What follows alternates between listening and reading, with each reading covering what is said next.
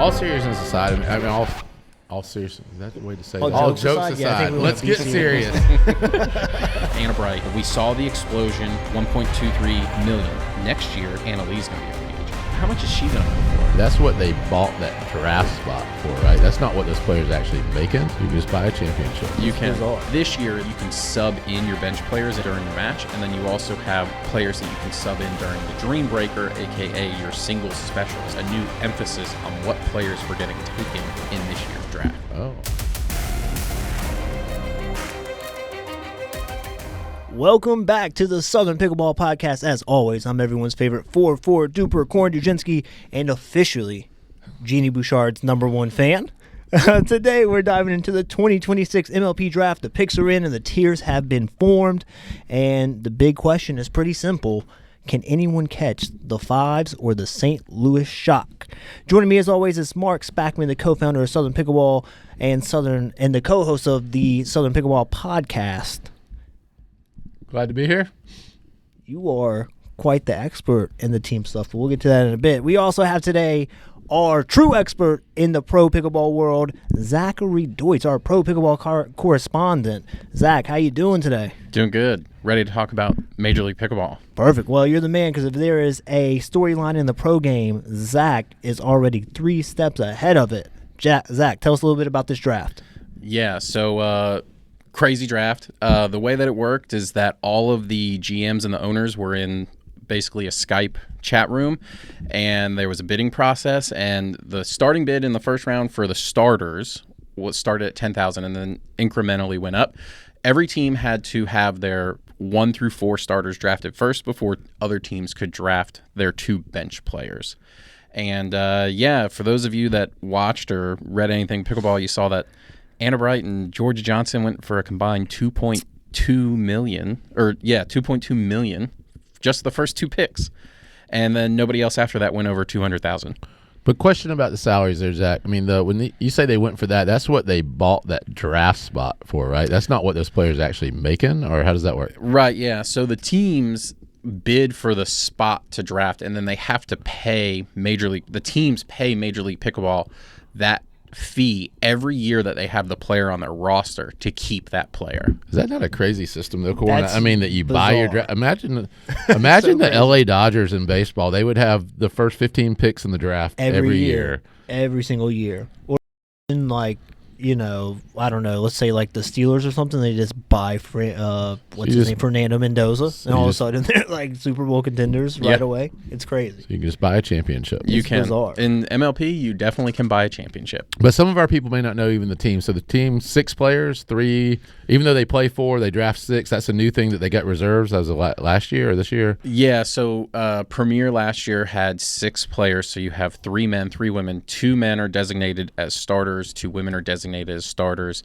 The interesting thing this year is that you can sub in your bench players at any point in time during your match, and then you also have players that you can sub in during the Dream Breaker, aka your singles specialist. So it put a new emphasis on what players were getting taken in this year's draft. Oh, interesting. That may also add like the importance of the coach now, if there's actually a coaching move to be made to sub a player.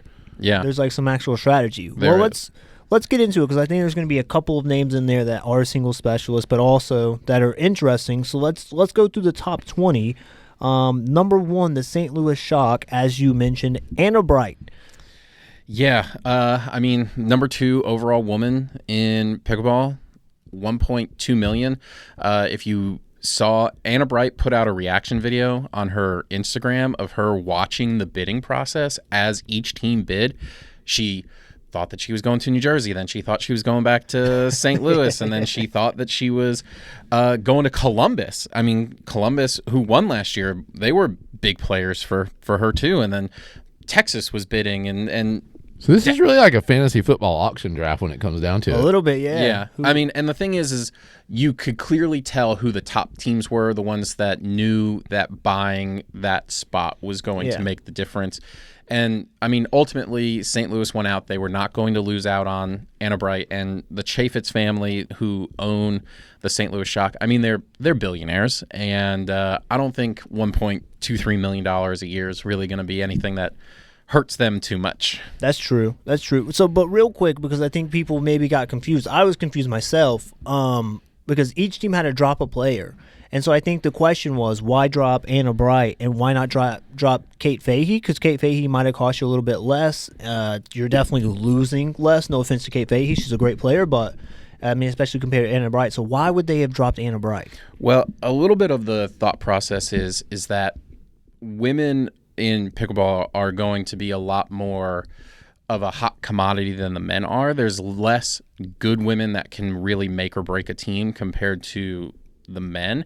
And the Shock originally thought that the teams that they ended up bidding against, so the New Jersey Fives and Columbus and Dallas, were not going to drop women. They thought that they were going to drop men because they already had really good women on their team. And then bam, all of a sudden there's speculation that Anna Bright's going to get dropped. I mean, Anna Bright alluded to it herself, saying that she was probably going to be the one to get dropped. And then all of a sudden, all these other teams drop their women too, and now the bidding war starts. So basically you're saying, like, the St. Louis Shock didn't think there was going to be much competition because everyone would drop them in, therefore needing another guy and not a woman. But then all of a sudden, yeah, the floodgates were loose. And I also heard, and I think maybe, Mark, you told me this, or somebody else, but that Kate Fahey is on such a contract now that if you dropped her and brought her back for more than she was worth, then your roster's way more expensive, whereas you kind of got Anna Bright right where she already was in the cost. I think it was actually Mary Emily, who's not with us for this show, but you know, maybe she's over here and she can chime in at some point she wants. But I mean, I think she was the one that talked about how it was just the overall cost. So Kate Fahey had a great contract. The difference between Anna Bright's contract and what they bid for her made the overall roster call less. Because to your point, Zach, I think if they were going to drop a woman, I mean, either if women are the commodity, it doesn't matter which woman you drop, right? Right. So realistically, you would have, if getting back Kate Fahey was going to be the priority, which they already showed last year because they dropped Kate last year and then they did buy her back. Yeah. But it would have been a lot more expensive this year to bring her back, and she would not have been worth that same amount of money as Anna Bright. Right. Yeah, I mean, I think that makes sense. But I mean, the biggest mistake was honestly Dallas dropping Georgia. So, huge misstep. Let's get to that. So number 2, the New Jersey Fives, and by the way, this is what I consider like a shake-up buy. Like this could shake everything up. So the New Jersey Fives pick number 2, Georgia Johnson. And how much did they bid to get Georgia? $800,000. $800,000 for Georgia Johnson. So Dallas thought they were going to be able to get her back? Dallas, yeah, same thought process as St. Louis, that there wasn't going to be much of competition, and then all of a sudden the and they just didn't have the cash to back up their strategy. Yeah, I mean, all in pot got too big. I tell you, I'd be pissed if I'm JW. The owner of the team, I think his name is Mark Molthans. I don't know if I'm saying his last name correct. They put out some videos beforehand trying to be funny that he was out on the street with a sign trying to raise money for Georgia Johnson in downtown Dallas, and guess it didn't work. Yeah, definitely it did not work. He got outbid by Gary V and Ryan Harwood, and he said afterwards he commented on a post on Instagram that he was very devastated and upset that they didn't get Georgia back. And now the thought process is like, yes, Georgia is going to be the right side woman with Anna Lee, and we've seen that they've had success together on the PPA tour. But what's it going to be like in mixed? I mean, she hasn't played with hardly anybody in mixed besides JW. She's played 1 or 2 tournaments with her new boyfriend, Jonathan Trong, and they've had very limited success in regards to that. Was that a hot take that we just got? Is that common? It's not news, but I guess it's like news if you don't pay attention. He's not our pro pickleball correspondent. He's our pro dating correspondent. Is what he is. But I mean, you know, plus now, what does Julie do? She's the coach of Dallas. Oh, I tell you what, trade JW to the Fives. They'll win any and everything. They won't ever lose, and then boom, you're good. I mean, you say that, but it's already been proven 2 years in a row now that 1 or 2 players really does not make a team. I mean, last year, look at who won MLP last year. It was Columbus. Leia Jansen, Paris Todd, CJ Klinger, Andre Diaskew. Yeah, but when you talk about, first of all, Paris Todd is a top female. Second of all, CJ Klinger and Andre Diaskew is one of the most formidable men's pairings. So now think about J.W. Johnson, Will Howells is good enough. But then you got to think, JW in Georgia is great, and Will and Anna Lee have proven that they can play against any other mixed team. Yeah, but I think if New Jersey does make the trade for JW, if they do trade, they actually keep Noe and not Will Howells. Oh, that would be crazy. Because Noe is more willing to play the right side. JW cannot play the right side to Will's left. Well, how about this, though? What about another thing? If Georgia plays with Anna Lee during the MLP season, now we got a different thing, and they have success. Come fall, when we go back to the schedule, does Anna Lee drop Anna Bright for PPA schedule? I mean, it's totally possible, but at the same time, like that whole thing of PPA teammates that absolutely dominate playing together on MLP, that's not what made me personally fall in love with MLP. I liked the mix-ups, and I liked the fact that players weren't playing with the people that they're used to. Oh, I agree, but if you find a connection, do you stick with it? Well, I mean, Anna Lee and Georgia have played on the PPA together, most recently as one time, and they won, right? Well, no, multiple times. They played back before Anna Bright was with Catherine Parento. They played together. When she was trying to figure out who her new partner was going to play, she played with Georgia. She played with Anna. She played with Catherine. She ended up choosing Catherine. Are they the same age? Yeah. Around the same age. I think Georgia might even be younger, though. I think Georgia's 18 or 19, and Anna Lee just turned 19. Does she wake up every morning and go, if it wasn't for Anna Lee Waters, I'd be sponsored by Nike right now? Yeah. Probably. It would be me who has the Ulta sponsorship. I wouldn't have gotten dropped by Franklin. Yeah. But, well, we'll see. I think Anna and Anna are here to stay. I mean, they're winning everything, right? We got 8 more picks to go. Speaking of shakeups, well, we won't get to all of them. But speaking of shakeups, number 3, Columbus. I don't even know how to say her name. Is it Danni-Elle or is it Danni-Elle? So Danni-Elle Townsend. Tell us a little about Danni-Elle. Yeah. Because that is a big pick at number 3. And by the way, in front of some names, Leah Jansen, Dylan Frazier, Jack Sock, ahead of all these people, Megan DeZahn. I mean, she is ahead of some players. I might not be qualified for the podcast. I have no idea who she is. Sorry. She's I don't either. She's a young Australian pro, absolutely dominating over on the Australian circuit. I mean, she played in the PPA. She really came about when she played on the PPA Australia tournament last year. Yeah. And really got her name out there, and she just she blew up. I mean, she is really, really good. The fact that Columbus, who won a championship last year, did not have to drop Leah Jansen, decided to drop Leah Jansen, and unfortunately, for them, missed out on AB, missed out on Georgia. To get Danni-Elle as your consolation prize, I mean, that's really good. We're looking at some of her stats here. 84 career wins. She has a 63% career win percentage. She's 21. But she only has like 5.7 duper. That doesn't seem that high. Well, I mean, Australia, She's a number 4 player in Australia. Number 4 player in Australia. But let me just say something. The Australians have not come over and had like a lot of success, if I'm being honest. But she's a top woman. That's the difference. A lot of the players that have come over have been men. I should have been born a woman. I might be a pro. I mean, come on. You might be Jeannie Bouchard.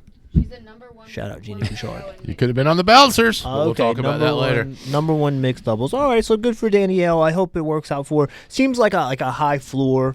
Like a high ceiling kind of player. Like we maybe don't know what the floor is, but the ceiling's really high. Well, it's an investment overall for Columbus. I mean, they won a championship. Now they're pairing her up with Paris, which is going to be really good.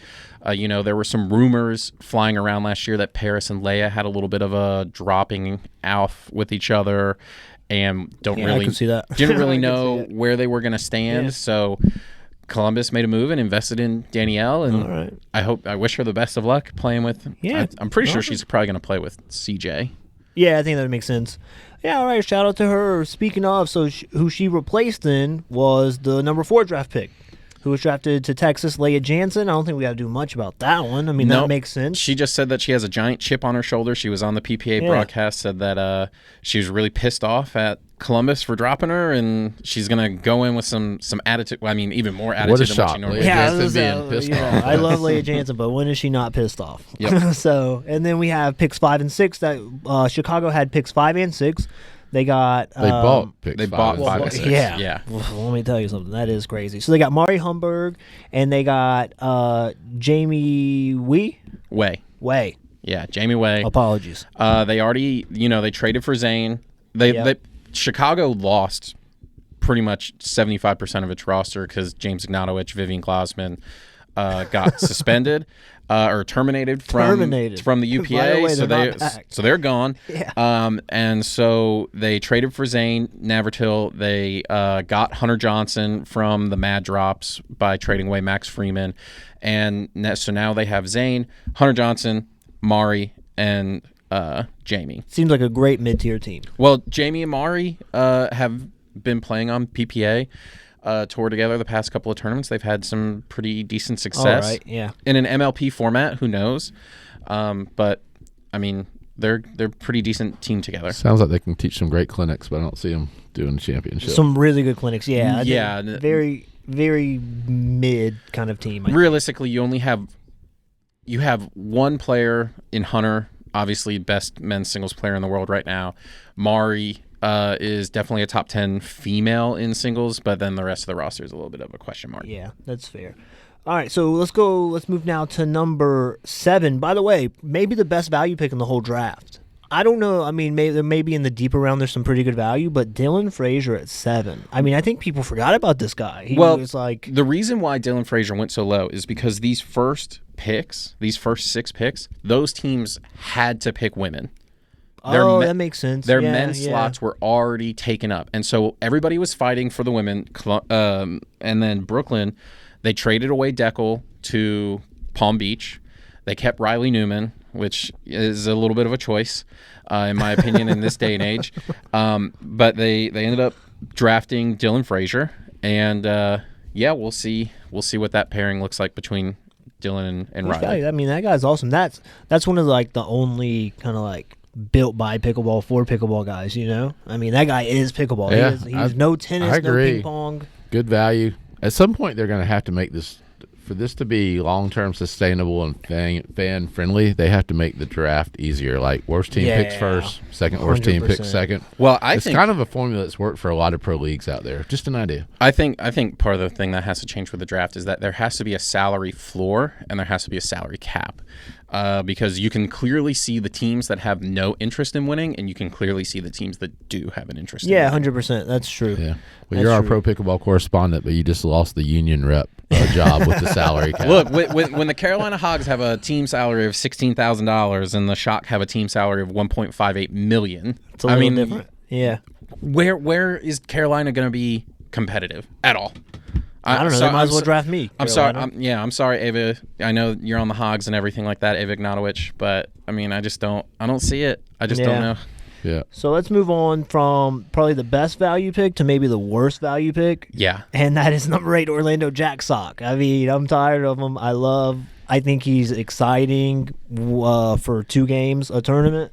I think he cares for about 2 games a tournament, and goodbye him. He's made so much money. Why does it matter? But come on. Well, man. I also agree. I don't think it's a very good pick, but it's good in the sense that Orlando now arguably has the best men's singles duo because their other players fed.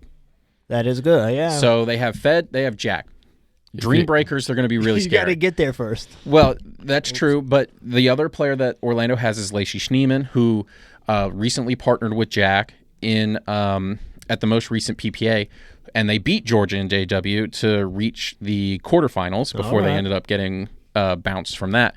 But the issue that I see is going to be on the men's side because Fed is a left side player in MLP with anybody that is not Hayden Patriquin. Yeah. And Jack doesn't have a backhand.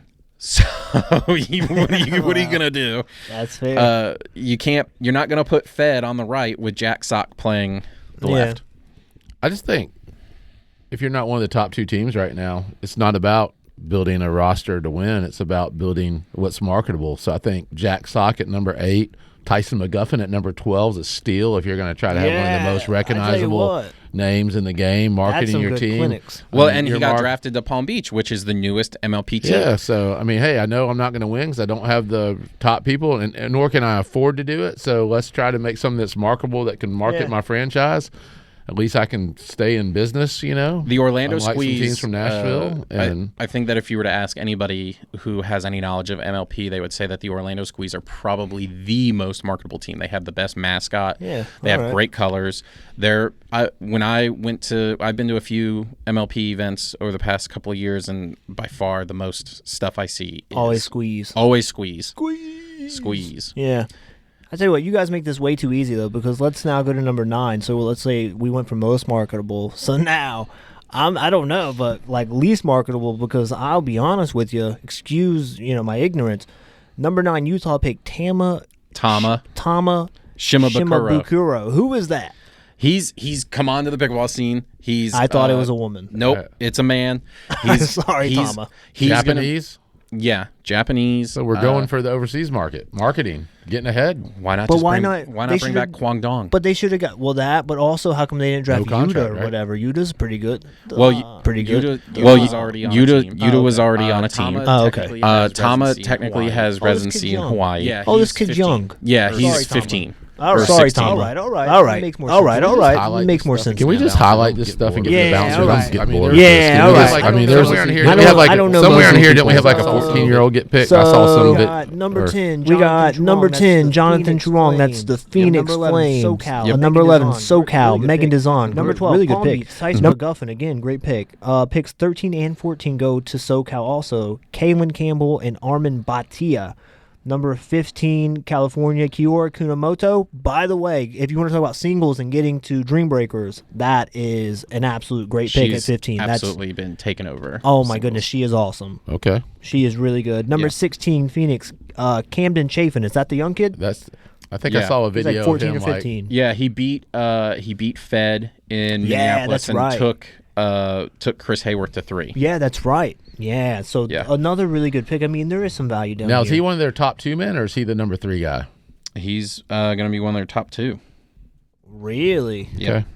Wow. All right, and Will McKinnon, another young guy, right? Yeah, so 17, SoCal, Will McKinnon. There were quite a few teams that completely dropped their entire roster. So California was one, SoCal was one. So these players that you see drafted, these are their top 4.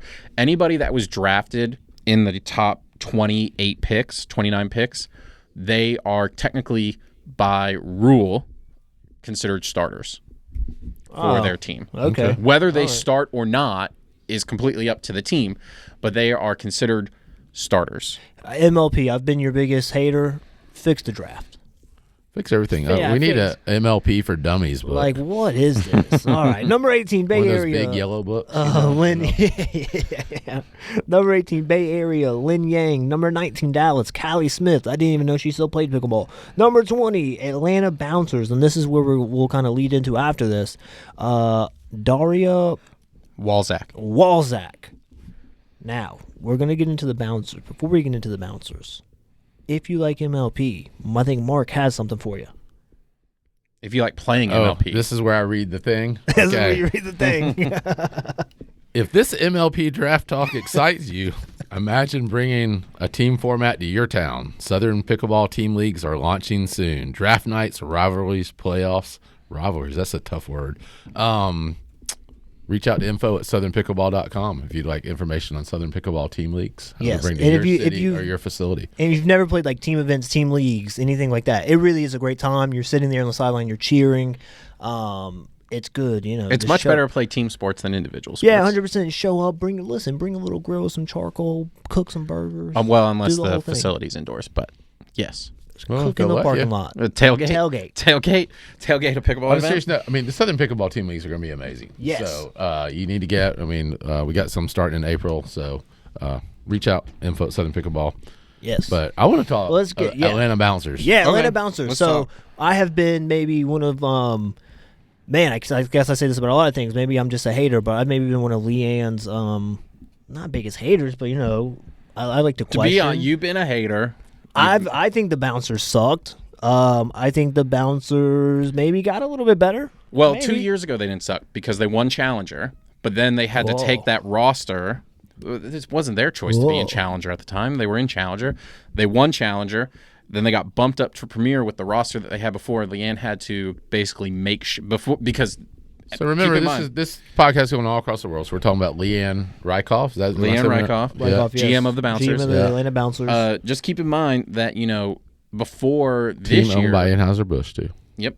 And Stella Artois. Yeah. You'd think they would have money to buy one of those top picks. Well, the thing is that she's had to maneuver, kind of having to go from challenger to premier. They've changed. The MLP has been so disorganized. They've changed the rules so many times in regards to the draft and keepers and the money and all this other stuff. She's had to navigate all of this with the roster and what teams were willing to give up to her at the time. I mean, she drafted. But why? But like Mark said, it's Stella Artois and Anheuser-Busch. Why not go buy Georgia Johnson? Why not go buy Anna Bright? You've got the money. Who knows how much You're they're a company. We don't know how much they're giving her. It's kind of like Liberty Media and the Braves. Yeah, I You're mean, making billions and billions, but you get to spend $220. So right. let's talk about the Bouncers. Let's talk about just kind of the core pieces, or at least kind of like the newer additions, right? So we have Daria. Yep. What's her last name? Walzak. We have Donald Young, Atlanta legend. Yep. Shout out Donald Young. He's going to be the third man. We love that. I think we'll get to that. I don't like that. I think he's and Kylie Eulery. Yep. Also like local legend around here. I have Corns had some success against her on the pickleball court. Listen, I didn't want to say it. And you know what? Before we get started, shout out to Kylie. If you're watching. And very awesome that you are on the Atlanta Bouncers. I think that's very cool. They introduced her at it Pickleball makes Corn feel really Kingdom. good that he beat her in a money ball as a 4.4 duper. I beat her in a money ball as a 4. I can now officially say I beat a professional pickleball player. So maybe I can say that. Maybe the duper's just not. Did you ever play against Jessica Mason? No. Oh. No. Because she was a professional. Technically, I think she still is. So if you played against her, you might have beaten her too. But I did play Kylie recently. She is a very good player. It was also like we were two men playing two women. So however you want to break it down. Hey, but they had a whole point duper above you. So, anyways, well, at least you just offended half our listening audience. Well, I don't know. According to the recent tournament, 30%. It seems like we've been at like 70% men, 30%. But on a different note, do you hear this past weekend there was a tournament in Atlanta, Queens of the Court. Yes. That had like 170 women only out there playing. Really good. Yeah. I did hear awesome. that. Yeah, I know. Over at ITP, right? Yeah, I know we digress, but I personally think that Donald Young was the perfect pick for this. Yes. Because we're not trying to compete for those top two spots. So having an Atlanta legend in the tennis world that competes, and also I think his game, if somebody's out, if they have an injury or a travel commitment or something or scheduling conflict, I think he could step in and compete. I think he's a good player. I think he's trending upwards. I know he's not the youngest guy in the world, but I really, when you watch him play, the more I watch him play, the more I get impressed. Definitely really good on the singles side of things, which is going to be important for MLP this year with their new singles specialist rules. But does it matter? For him to matter as a singles specialist, he has to be better than Jay, right? Because he's not better than Jame. Yeah, he would have to be. Is he better than Jay singles? Does that ever come? I would think. I still give Jay the edge. Yeah. I still give. I don't know. Maybe Jay's a top 12 veteran ranked men's player in singles right now. Yeah, but how much is that? It's just like if he's been ranked top 12, so he's getting favorable draws. Where Donald came in ranked 50th, unfavorable draws. He's meeting I think people. Donald wins like ambassador of the year for a team. He is the most perfect ambassador. But how about Luka Mack? Drafted one spot ahead of Donald. Spot ahead. And he's That's a Georgia interesting. person. That is. And he's younger. He's trending. I just think that, if you look at it, I think Leanne she probably had a previous relationship in some form with Donald. That sounds inappropriate. No, on a friendship level, and just with her being involved in the Atlanta sports scene, Donald being involved in the Atlanta sports scene. I think just picking Donald, who is a more notable name. He owns a facility here in Georgia. Yeah, definitely helps with if the Bouncers are trying. She already has really good marketing with the Metro Atlanta market doing Bouncers round robins and doing Bouncers events.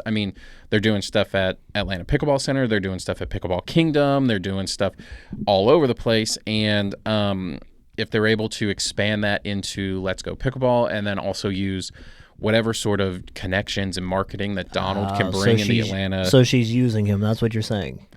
I mean, money talks, you know. If you want the Bouncers to have a top 2 pick next year, maybe they need to bring in some marketing dollars from Donald. Yeah, right. All seriousness aside, I mean, all seriousness. Is that the way to say that? All jokes aside. All jokes aside. Yeah, I think we let's wanna get be serious. I was like, that just doesn't sound right. That sounds. I think it was a genius pick. I mean, and I've gone from. I mean, I'm like Leanne's like now my like GM of the year. I mean, she's done well. I mean, she doesn't control the budget that she can spend. I mean, we joke Right. about that, but she's not controlling the budget. So she's obviously, if she had it, she would spend it, and so she's working with what she's working with. I think Donald Young makes great sense for this. I think the trades that we haven't even talked about, the fact that we got Caitlin Christian now, you know, in Atlanta, that we have Jay here. I mean, this team that she's built, I mean, we're just right outside that top tier. Yeah. I would say that Atlanta going into MLP this year is going to be a top 6 to 8 team. They're going to be a 6 to 8 seed in the MLP playoffs. Yeah. I mean, the thing is that they, as it stands right now, you know, the trade window number 2 for the MLP season just opened up today, and we don't know what moves are still yet to be made, what moves were agreed upon before the draft even happened. You know, the thing is that the way that it stands right now, I would say that Atlanta is definitely one of the most dangerous dream breaker teams. I think that we've seen a lot of success in this league, and we kind of mentioned it's dominated by women. I think the big question is then how does Daria fit in, and she was the number 20 pick. You assume she's going to be the second woman, right? Maybe we're saving our cash for a trade. Daria and some cash for perhaps. But let's just say as is. Do Caitlin Christian and Daria have what it takes? Because you can't go out and lose women's every single week. Well, that's what happened last year. So I think that's why Leanne definitely had to go out and make a move, make a change. Last year, so the thing is that, you know, it does feel a little bit like deja vu with Daria, because last year Leanne drafted Victoria DiMuzio. Yep. And everybody thought that she was going to be kind of like that dark horse and be that rookie of the year type player. And unfortunately, I think that she just did not live up to that hype. And then all of a sudden, she had to move on from Victoria, which, you know, she ended up getting traded for Caitlin during trade window 1. Yeah. And now you bring in Daria. She's a little bit more of a unknown. She comes over from the APP, where she was a top woman on the APP. But we saw that there is such a drastic talent curve between players that come over from APP to PPA. I mean, the first year that Will Howells, we saw that it took him pretty much the entire MLP season to get to that point. And, you know, thankfully he had great partners with Anna Lee that they were able to kind of ride that to the finals. Unfortunately, still wasn't good enough. Yeah, still lost.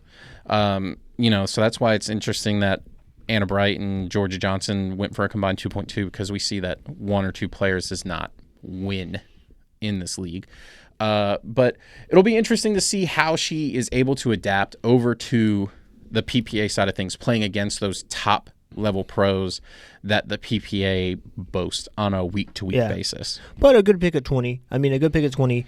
I mean, she was only like, what, 75,000, so 45,000, something like that. Good pick there, 20. And then, so now we get into their pick at 61, Kylie Ulrich, and I think that's going to be a name that a lot of people don't know yet.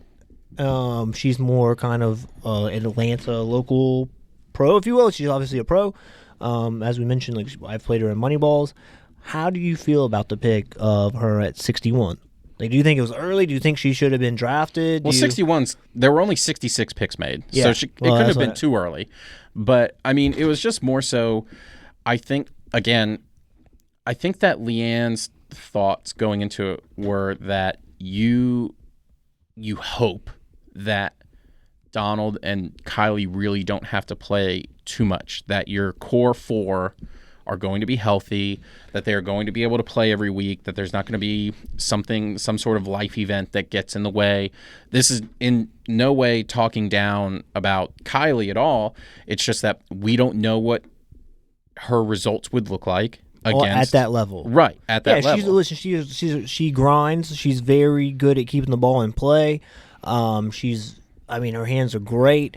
But she's had good results on PPA Challenger. Yeah. And we talk about Samantha Buicks all the time having good results on PPA Challenger, and Kylie arguably has had just That'd as much. be my point. I mean, and I don't really know Kylie that well. I mean, I think she's had some success with Southern Pickleball and now PPA Challenger. But my thought, maybe it's just because of the circles I run in, the people I know. But I was thinking Jada Minifield or Samantha Buick. Could they be that spot that would have that local thing? And then, Samantha Buick just battled Caitlin Christian, gave her the scare of her life in PPA tournament. So I mean, maybe.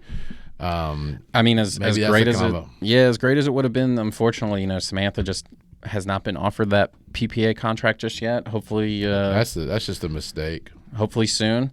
And then as far as Jada goes, I agree. It would have been great. I mean, Jada also, she's big upside. She's young. She's young, and her and Donald know each other. She plays out of Let's Go. I'm pretty sure that she lives down in that area or close by. How long are the contracts for? 3 years.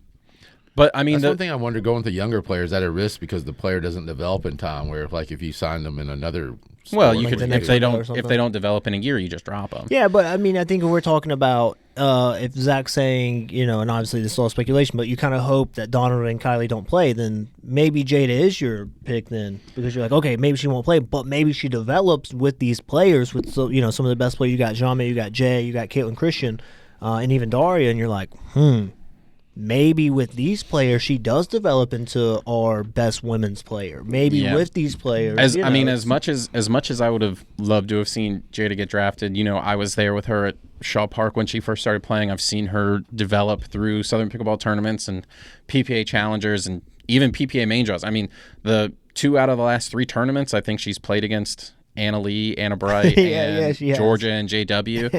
The issue is, how have those matches affected her duper? I've never looked. Have you looked? They probably help her duper. She probably needs to score like 3. The 3 points. Yeah, that's duper goes up. Needs. Yeah, I had that little light bulb go off in my head when I was thinking about why the Bouncers didn't draft Jada, and what I realized is that they're sponsored by a beer company, and Jada's not 21. Yeah, it could be. And because Jada's not 21.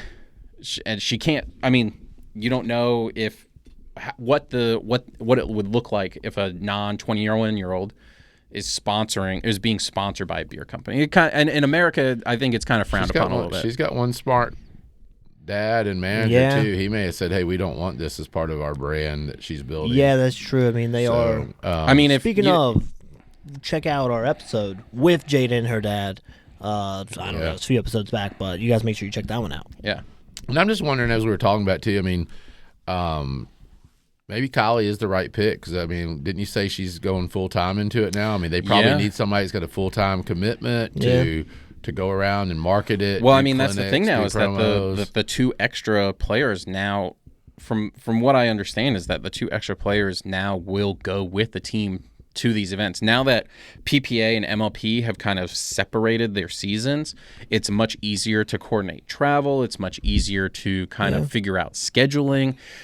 So I think that the plan is that if the 2 extra players go with the team. I mean, we saw that a lot with a handful of teams, the ones that, really were investing their money in the teams like New Jersey and Dallas and St. Louis. They had their 2 extra players with them at pretty much at all times during the MLP season last year. I think this year, because now that MLP is just one blanket time frame, that will be more common. Yeah, that's fair. And if Kylie is going full time and quitting her job and really going 150% into this, then it's the perfect time to do it. She just got drafted. Why not? If that's the requirement, MLP teams, I am available. My duper can be approved upon. I have beaten pros in the past. I'm just saying.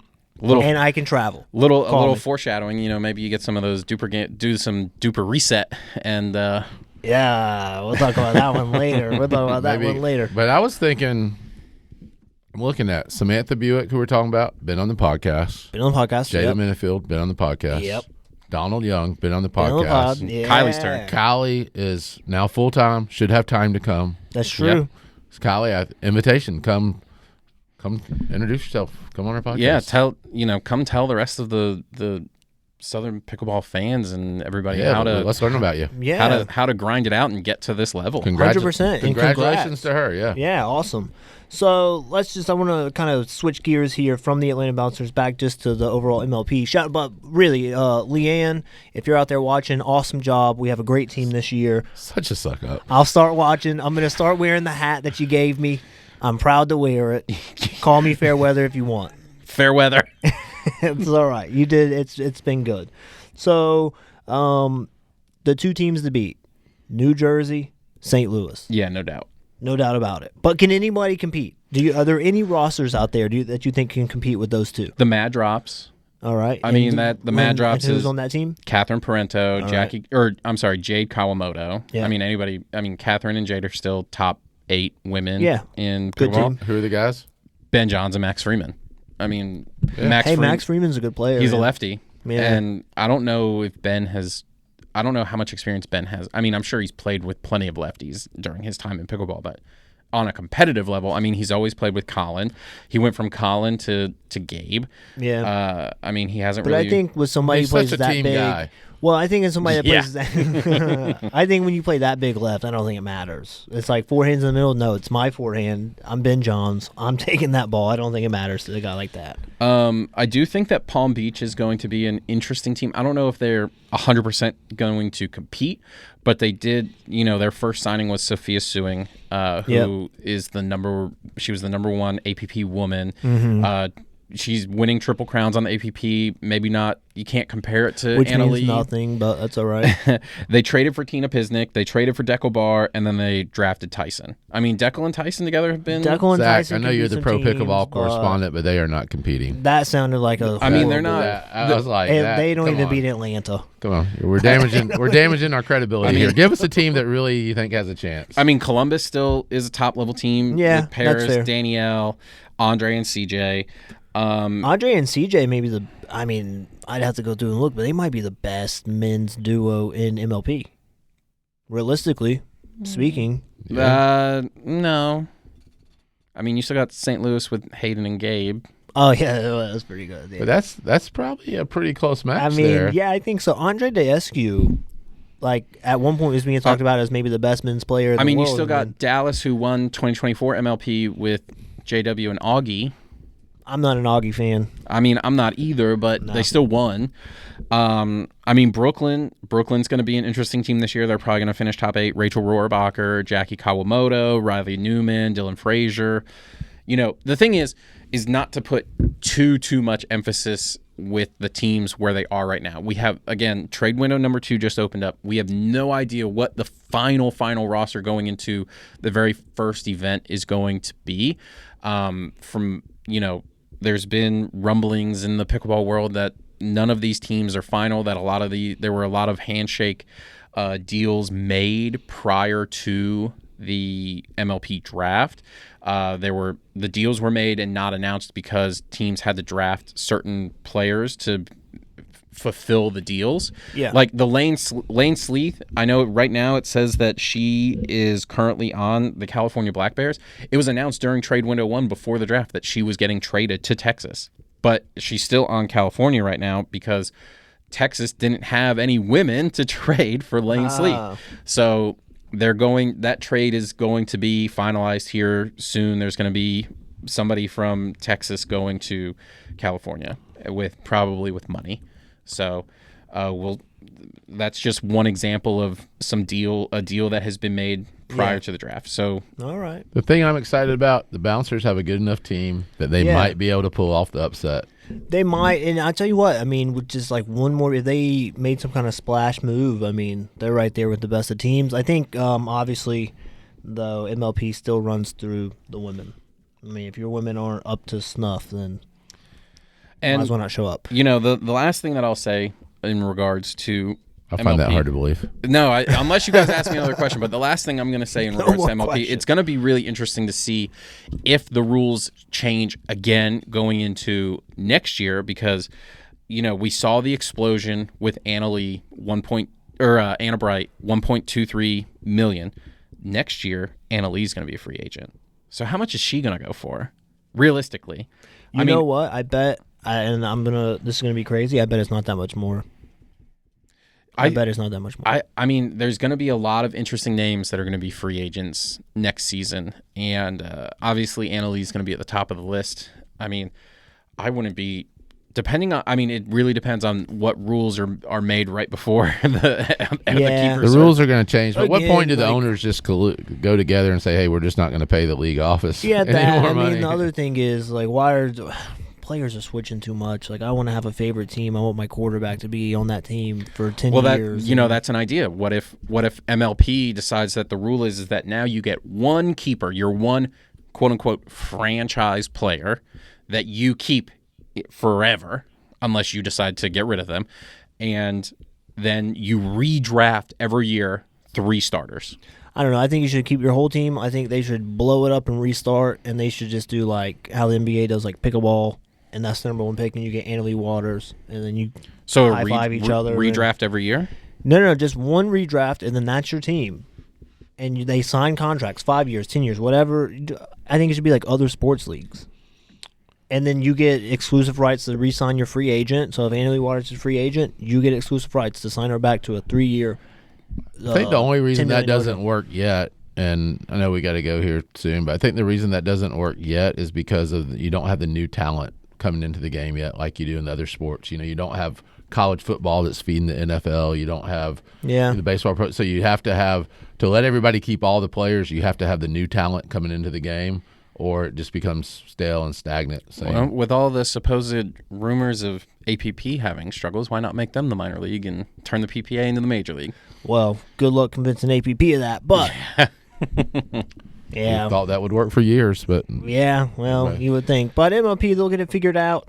But I tell you what, we do have figured out. We have figured out what the best pickleball in all pickleball is, and that is Danni-Elle, the official pickleball not only of Southern Pickleball but of the world, and the only ball we like to play with. So thank you and huge shout out to Danni-Elle Sports.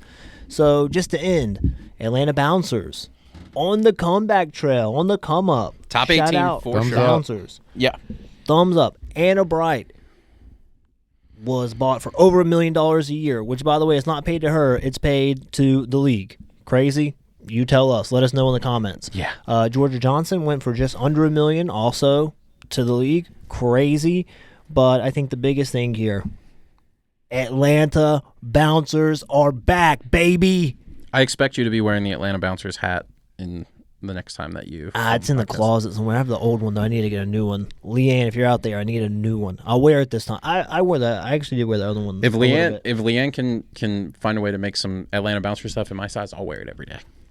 Oh, fair enough. All right. I'll wash it, but I'll wear it every day. Well, shout out to the Atlanta Bouncers and MLP. Fix your stuff. Thank you guys for tuning in to the Southern Pickleball Podcast. And don't forget to like, comment, subscribe. Let us know what you thought about the MLP draft, what your favorite picks are, and who's your favorite team. We'll catch you next week.